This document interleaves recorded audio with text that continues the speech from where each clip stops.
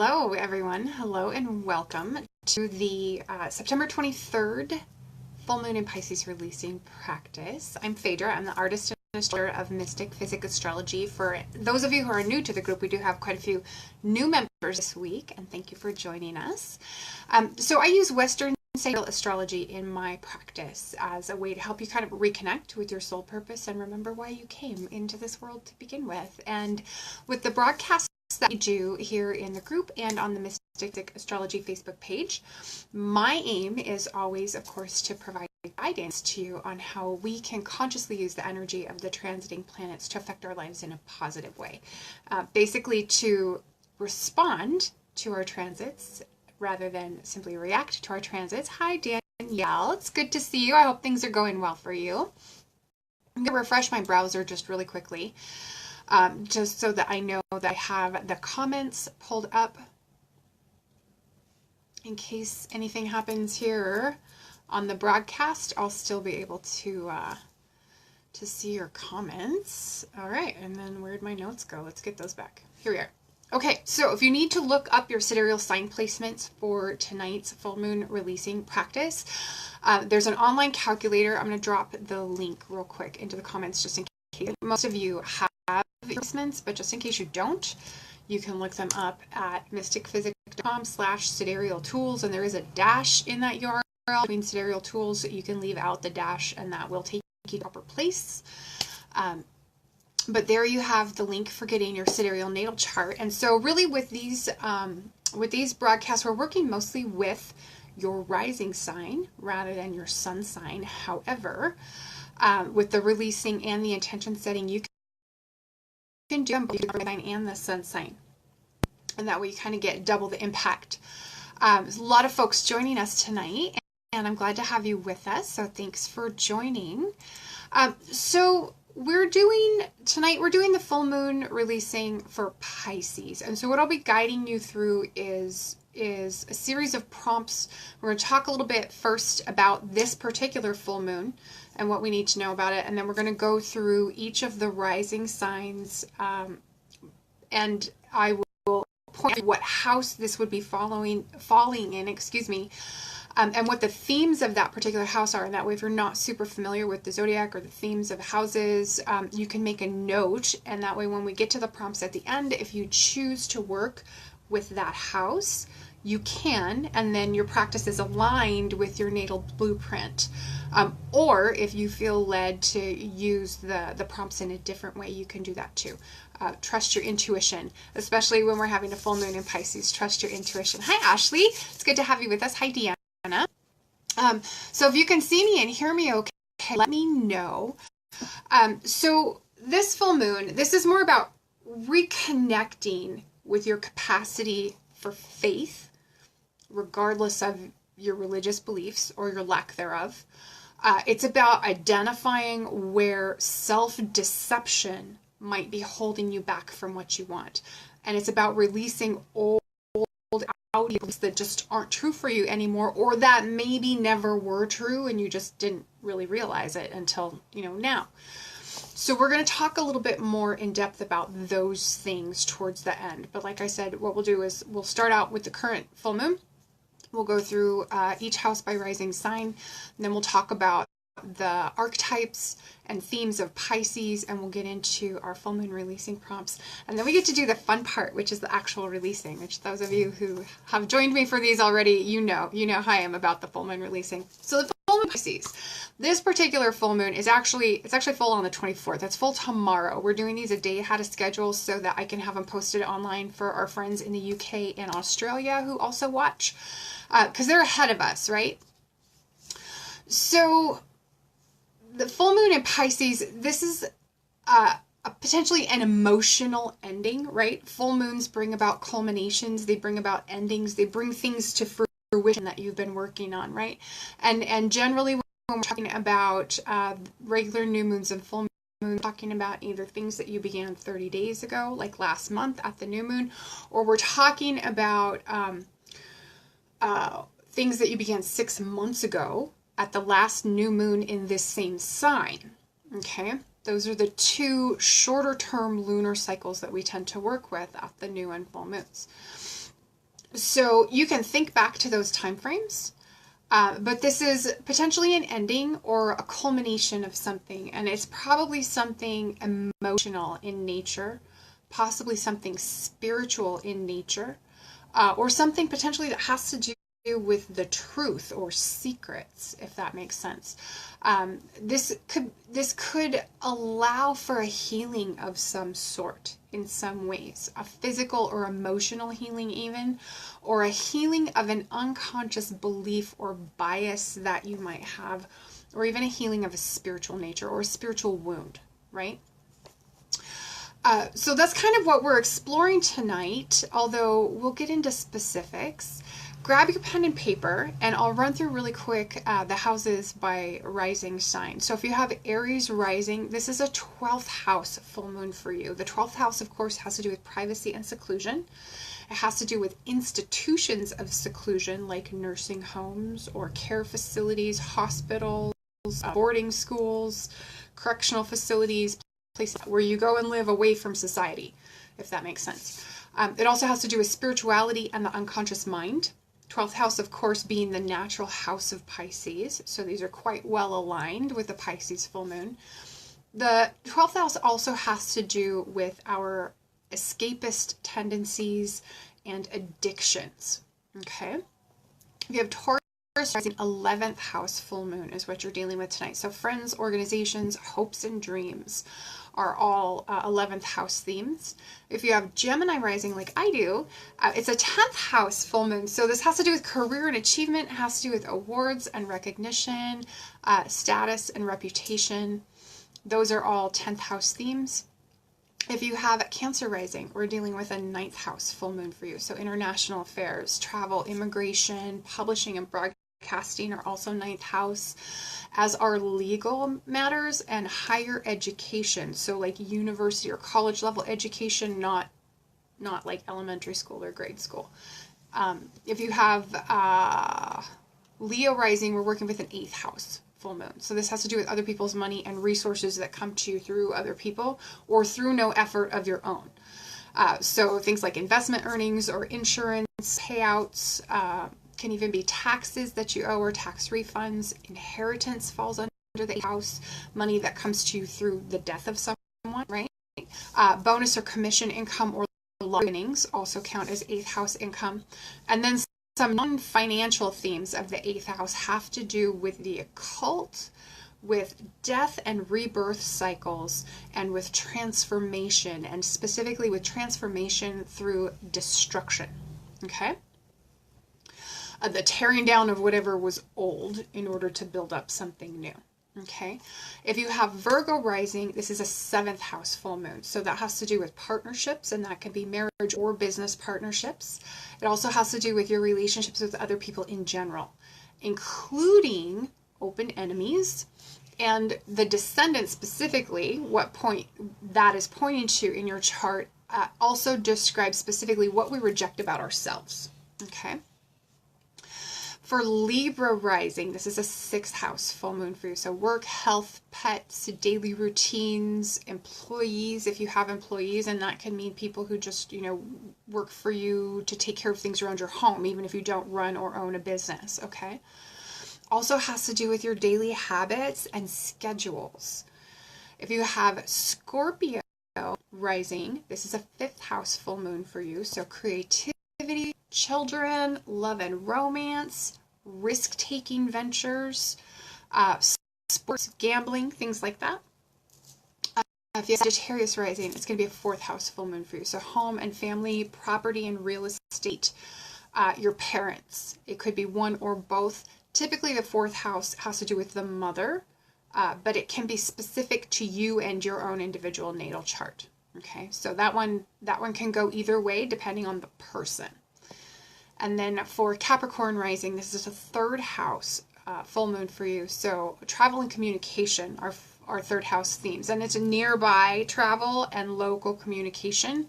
Also childhood education, mental acuity, mental activity, siblings and neighbors, your extended family like aunts and uncles and cousins fall under the 3rd house. So does your immediate environment.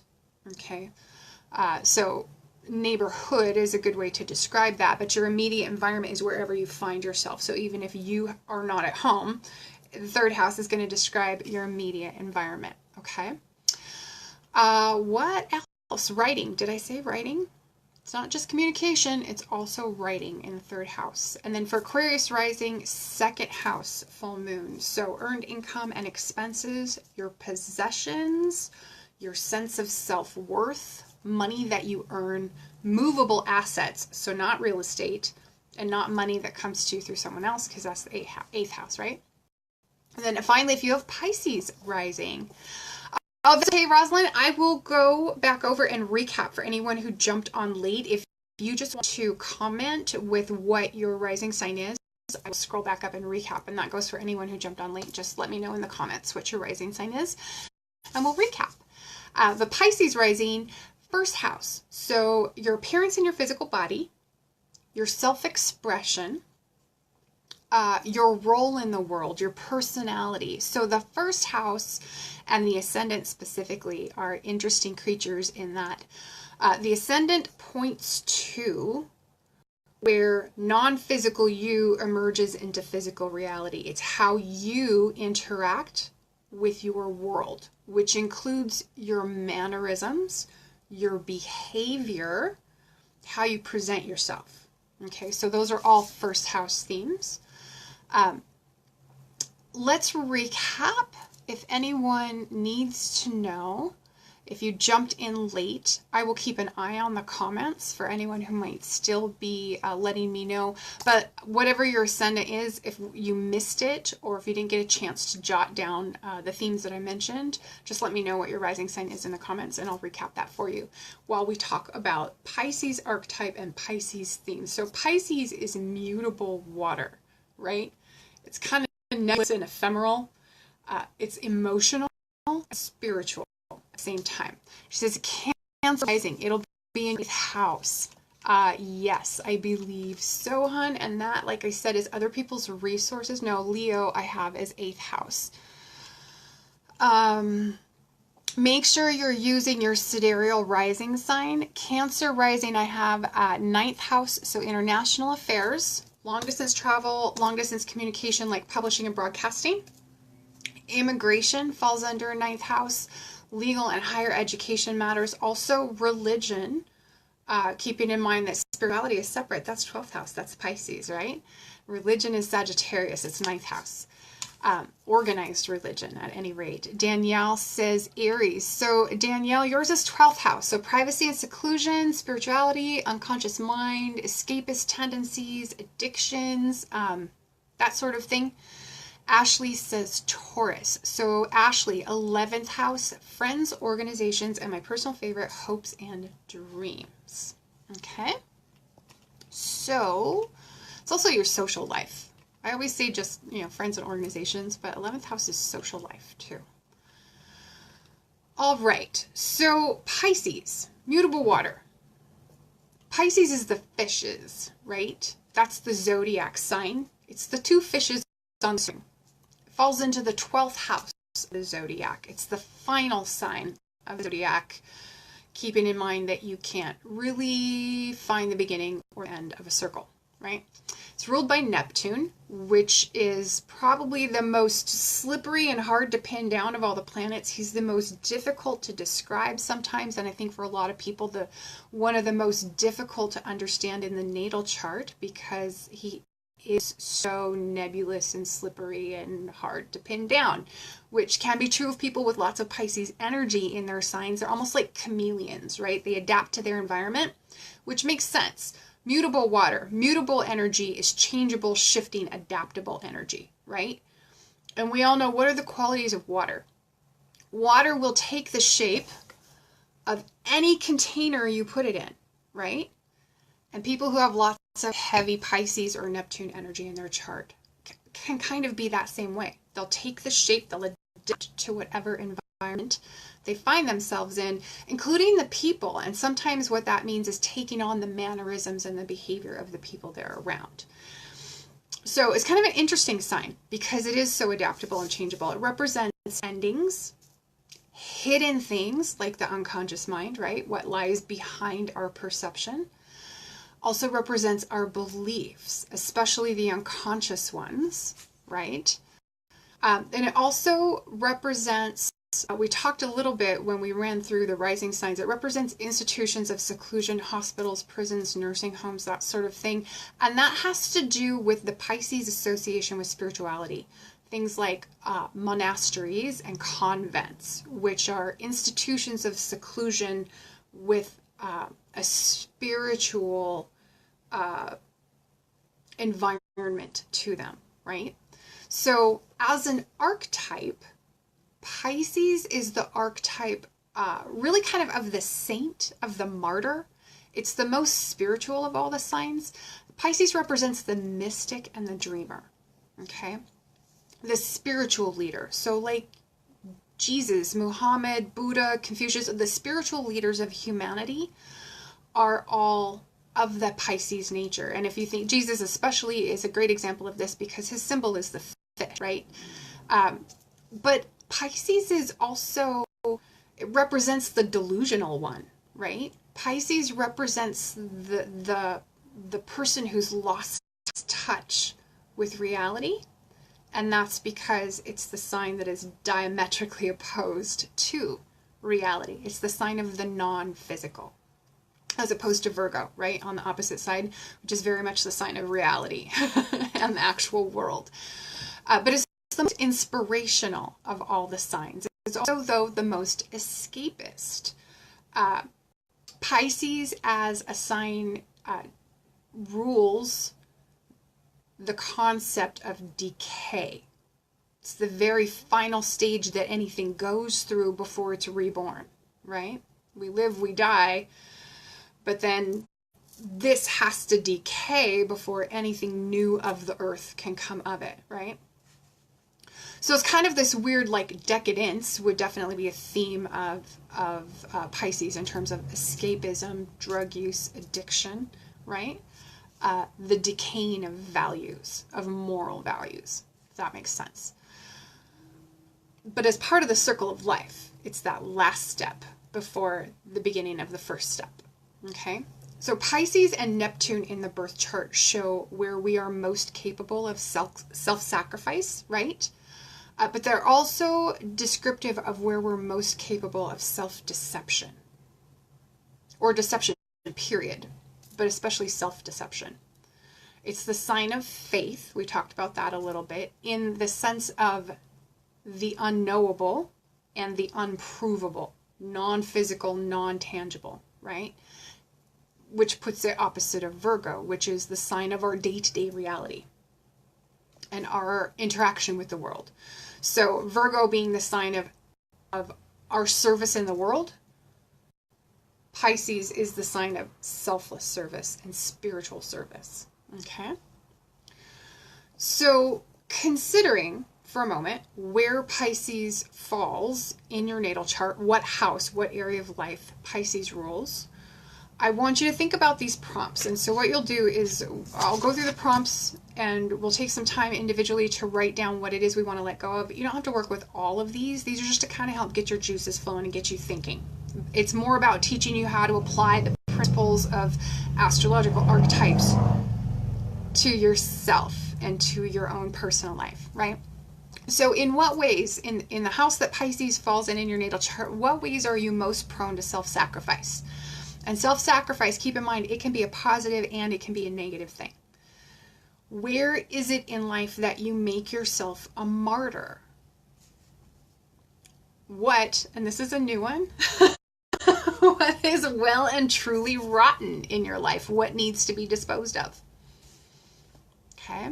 What secrets are you carrying that perhaps you need to confess? In what ways do you try to escape, retreat, or run away rather than facing what's difficult, rather than facing reality in the part of your life where Pisces falls in your chart? What are your avoidant behaviors, in other words? What drives them? Where or how are you engaging in deceptive behavior or in self-deception? And how is that holding you back from manifesting what you really want? How is that holding you back from happiness? And can you be willing to let it go? What beliefs are you carrying that no longer serve you? Where did they come from? Are they really your beliefs, or are they beliefs that you internalized from someone else or from broader society? What beliefs have you been carrying with you for years that just aren't true, that don't align with your values and with what you know about the world or about the universe? Consider using the full moon tonight to let that go. What has caused you to lose faith and why? And this is a new one for us. What disillusionment have you experienced that made you question everything you believe? Now, the reason why you might want to explore that is to explore what you can learn from the experience that can help guide you back to faith.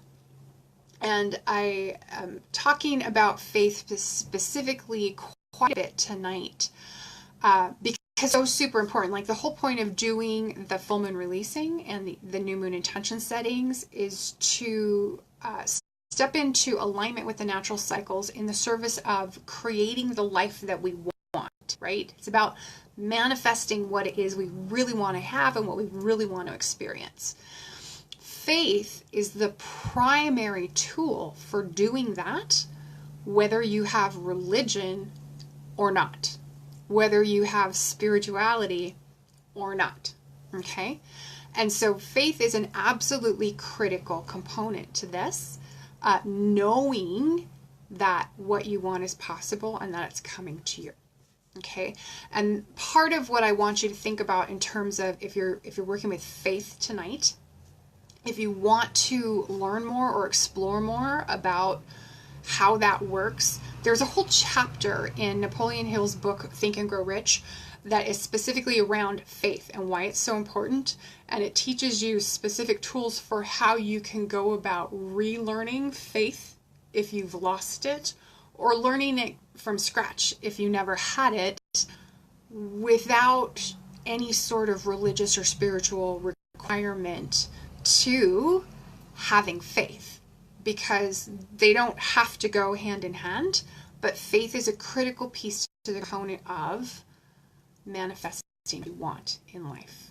Okay, and so that's a super important part of the whole thing with the new moon and the full moons. And so I just wanted to kind of drill into that tonight, because we don't often, but faith is such a huge important part. And I will speak as someone who lost faith and then had to learn how to regain that. It is possible.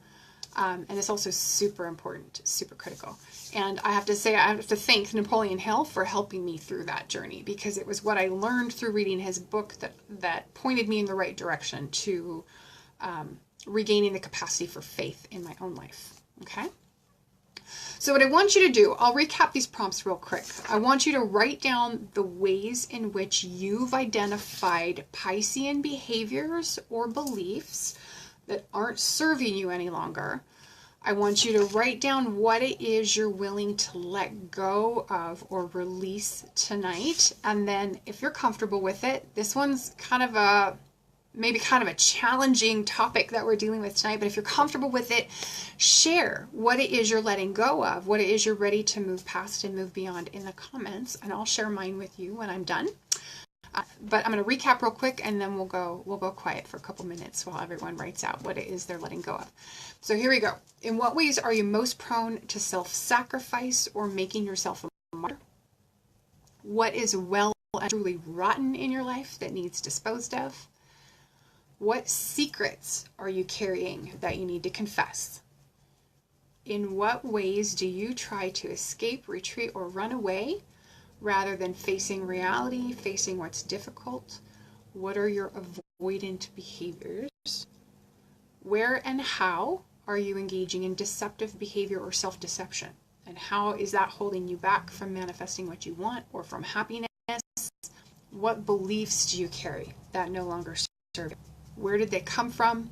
Are they truly your beliefs, or did you just learn them?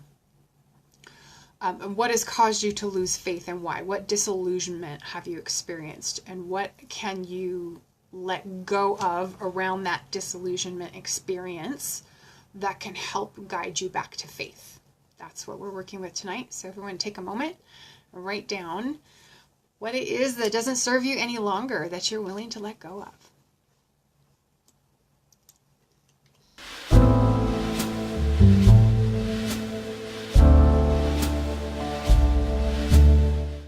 If anyone needs a few more minutes, just holler. I'm trying to decide if I have more to add or not.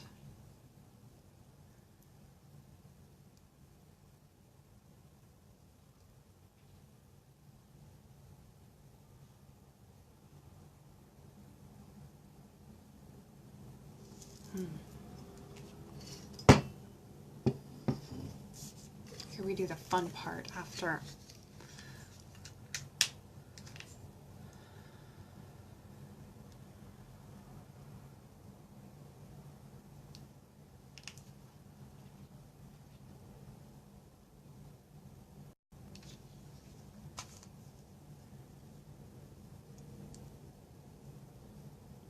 Okay, so I'll share with you what I wrote. So I have Pisces on the midheaven, right? And of course I work as an astrologer.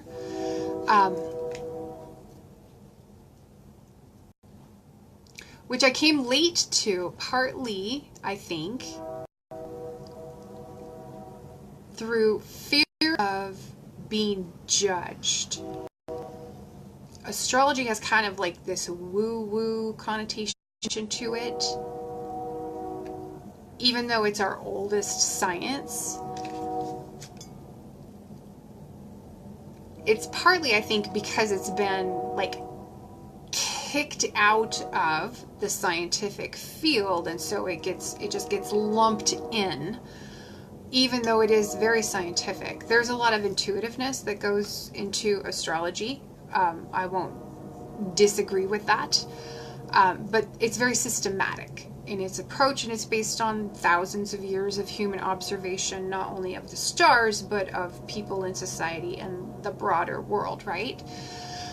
So I was late coming into this, in part because I think of that fear of being judged, right? Of the woo-woo factor.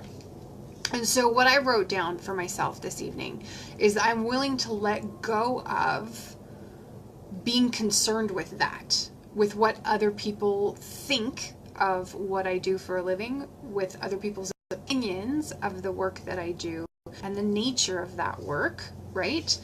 And that I release my own fear of judgment from friends or family or the world at large who may have differing spiritual inclinations than I do.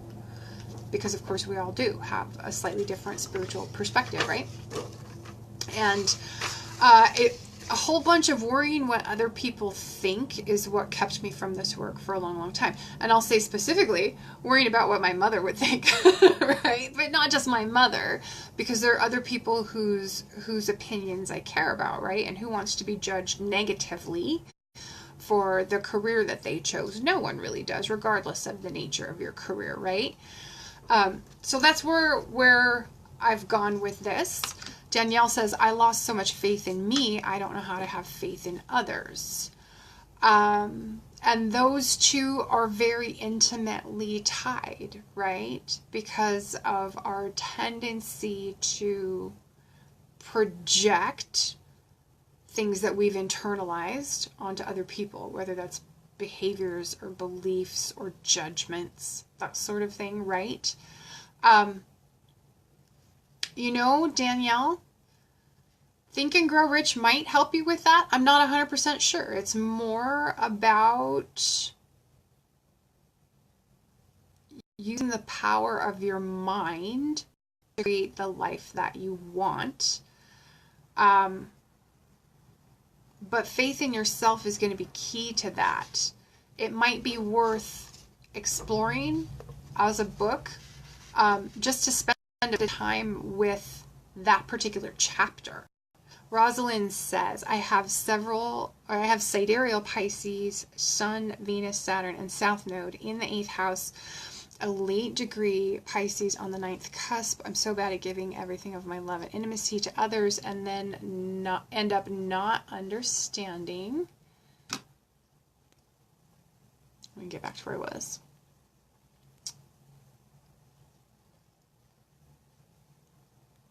And then not understanding why they don't give back to me. I tend to deceive myself into thinking that I don't understand how intimacy really works. Also, I am inattentive ADD. My current job revolves around other people's money, but I struggle with my condition and fear asking my supervisor for help because I'm constantly making little mistakes. The 9th house, higher learning, where I need to be willing to trust someone with more experience, is hard because I just feel mentally incompetent sometimes. I dissolved my childhood Christian upbringing as a teen, and now I resonate best with Buddhist and Hindu spirituality.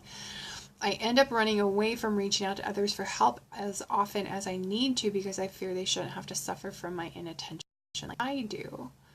I also have fear of being judged, like you said, but in the area of interacting with other people, I need to be willing to be okay with not having everything figured out. Yes, you're onto something there, Rosalind. I'm not perfect, but it doesn't mean I can't grow, so I shouldn't be so hard on myself. That's okay. Don't apologize for writing so much. As the whole idea of these exercises and these practices is trying to drill down into that nitty-gritty truth of what it is we really want and what it is we're doing that's keeping us from having what it is we really want. And you have touched on a lot of very important things in all of this, but trying to help yourself let go of that fear of being judged is super, super important. So there's a saying, and I don't know who to attribute this to. I've heard it most frequently, or read it, as being quoted by Ram Dass. Now, I believe he originally heard this story from Stanislav Grof, which many of you might not be familiar with. He taught a very interesting practice called holotropic breathwork, which used a combination of almost like sensory deprivation coupled with music, coupled with breath work to induce a drug-like intoxicated state. Now, if that's not a topic for conversation during the full Pisces, I don't know what is. But that was his life's work, was exploring how to induce drug-like conditions in the human mind without drugs. And so he used a combination of sensory tools to do that. The idea being it could induce you into this state, almost similar to like having a vision quest that would allow you to go through a healing experience. And he was very much focused on healing the wounds that we carry from birth trauma. And that is the trauma that we experienced while we're being born, of coming through the birth canal, of emerging from the relative comfort and safety of our mother's womb into this big, wide, scary, all too real world, right? It's a fascinating field to study, and I would love to spend more time in it myself. There's a whole like certification program you can go to learn how to lead these holotropic breathwork retreats, and I think that would be really cool to do. That's totally tangential to what I wanted to talk about, and that is he had a guru that he worked with. Stanislav Grof did, and his guru, he quoted his guru as having told him once, and this, he wrote it I think in a book is how it was communicated, that his guru told him that everything about the world is absolutely perfect, including, Rosalind, your dissatisfaction with it and everything you're trying to do to change it. Now, why I wanted to bring that into the discussion is this idea of perfection, right? And our attachment to perfection, which I think can be relevant to this Pisces conversation because that's also a Virgo thing, right? It's that Pisces-Virgo axis, right? We tend to be attached to perfection, except that we forget that we're perfect in our imperfection too, right? And that's what I think is wonderful about that expression. It's not really an expression, but that teaching that everything about is perfect. And if you stop and think about it, the world can sometimes be a horrible, atrocious place, right? All of that is perfect exactly the way it is. Even us, in our quirks and our foibles and our imperfections, we're perfect already. We are as we were meant to be in this moment. And there's no one that can contradict that, right? So keep that in mind as you are stressing about and worrying about, you know, your imperfections and other people having to put up with that. We're all imperfect, but we are all perfect too, exactly as we are. And that's what makes us different and unique, and it's what makes the world as wonderful and horrible of a place as it is, where we all come and learn and experience and grow and evolve, which is the whole point of all of this, right? So that's a good thing to work on letting go of tonight. And so you write that down on your piece of paper, what it is you're letting go of. And then what I like to do is I like to take this to a fire safe place. I'm going to do this right here in front of you because I have it all set up to be fire safe. But you can do this if you have a fireplace in your home or a fire pit out in your yard. Let's see if I can get this to light. You can do it in your kitchen sink. I don't know if I have a good lighter. I wonder if I have another one handy. I might have to bring this later. Let's see. But if you're in an apartment, for instance, I might not have fluid in my lighter, guys. And I don't know that I have another one handy. So what I encourage you to do, though, is to burn it. Oh, I might have one. I might have one under my desk. I encourage you to burn it in a fire-safe place or tear it up into tiny little pieces. And as you're doing that, state aloud your intention to release the thoughts, the behaviors, the beliefs, the patterns. I release this attachment or fear of other people's judgment because it's no longer serving me. I release it with my gratitude for the lessons which it brought to me. I release this with love. And then, yes, I do have it later. Or you tear it up. And I do encourage you burn it completely. So if it doesn't burn completely, keep at it till it's gone.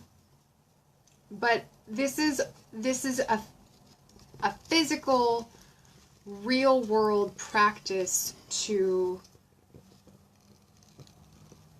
cement that intention that you have to move beyond this, to let it go, whatever it is, right? So this is, it's symbolic essentially, but it reinforces the intention that you have. And of course, there's this one tiny little spot that didn't go completely, which is weird because I don't usually have trouble with that. And there it goes.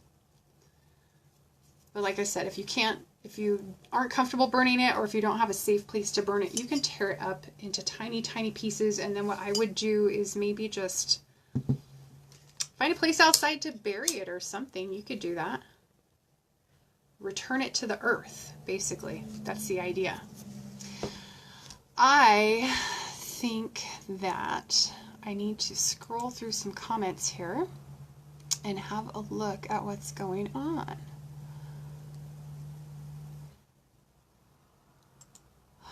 Let's see here.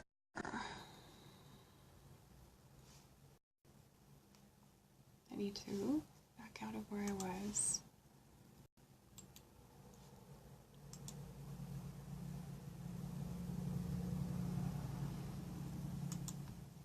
All right, Rosalind says, yes, that makes a lot of sense. Thank you. Deanna says, I escape reality. Yes. Which I find painfully mundane by using mind-altering substances and make unnecessary purchases for instant gratification. I'm afraid that I'll never find true happiness, but these behaviors hold me back from pursuing things that will truly fulfill me. I need to let go of my escapism to open myself up to pursuing things that will truly fill my spirit with real happiness. I like that very, very much. So to touch on something that you've mentioned there about real happiness. So I learned a thing about happiness in the last, well, within the last decade. And that is, if you can find the feeling and hold it in your heart, the things that will perpetuate that feeling fall into place. Right? And we tend to think that happiness is something that comes once we've reached a certain point in our life, or once certain things have come into our life, or once we've accomplished certain things, or we're at a certain place. And it's really much more elusive than that because those things don't ever really truly bring us happiness in the end. It's always something that we're constantly searching for. But what can help you arrive at a place of true happiness is choosing to feel happiness first and not worrying about all the extraneous stuff. But if you can find that feeling in your heart of hearts and carry it with you and come back to it anytime you get derailed from it, true happiness, everything around you will fall into place the way that it should be. So don't worry about pursuing the things that you might think will bring you happiness, and just pursue that feeling. And the things that will help perpetuate that feeling, the things that you're searching for, they'll happen of their own accord quite naturally over time. Okay? Let's see. Ashley says, surrendering, releasing control, and letting the divine universe do its job. I'm a Virgo sun, Scorpio moon, and Taurus rising.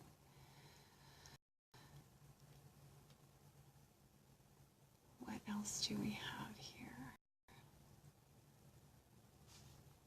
Okay.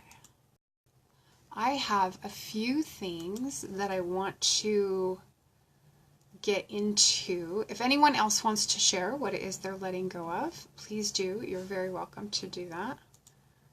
I'm going to do some clicking around here real quick, and then I want to get back to, I just have a few announcements and reminders for you is basically all that I have. But I think we have a member here that we need to remove from the group here.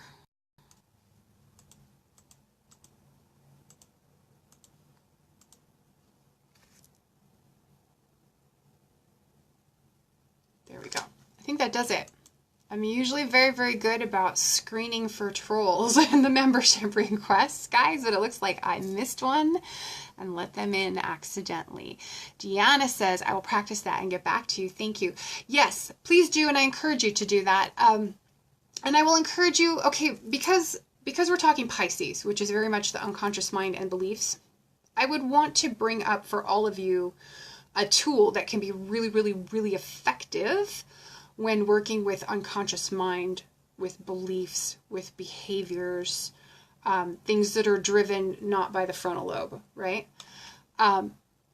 Don't be afraid to explore guided meditations and hypnosis as options for helping you move through things in your life that you might otherwise struggle with, whether that is feeling happy or letting go of escapist tendencies or addictions.